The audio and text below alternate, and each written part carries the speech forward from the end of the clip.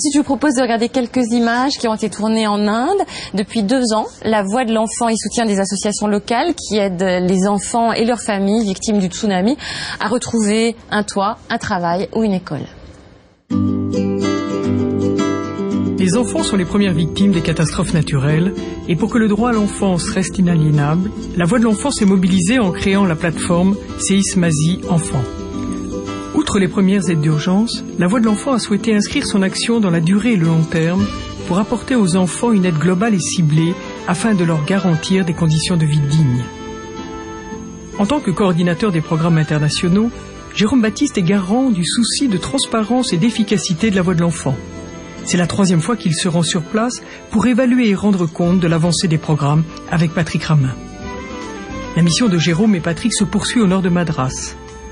Dans cette région, l'association locale Arunodaya a sélectionné 21 villages afin d'y favoriser la protection et l'assistance aux enfants. Alors on est accueillis pour voir dans le village les programmes d'action de Arunodaya.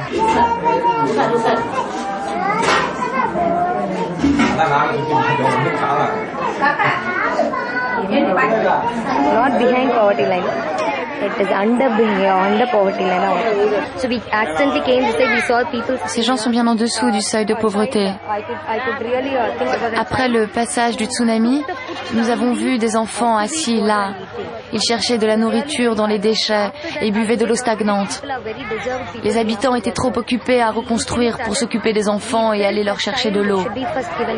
Pour commencer l'opération, nous pensions qu'il était primordial de s'occuper d'abord des enfants. Nous avons donc commencé par la mise en place de crèches avec les plus jeunes où ils ont un repas quotidien équilibré. C'est comme un nouveau départ pour eux et ainsi un moyen pour qu'ils sortent du stade de la malnutrition. Ensuite, nous nous sommes occupés des enfants de plus de 5 ans qui n'allaient pas à l'école. Ils erraient dans les rues ou allaient travailler. Nous les avons inscrits dans les écoles de transit pour qu'ils puissent réintégrer rapidement le cursus scolaire classique.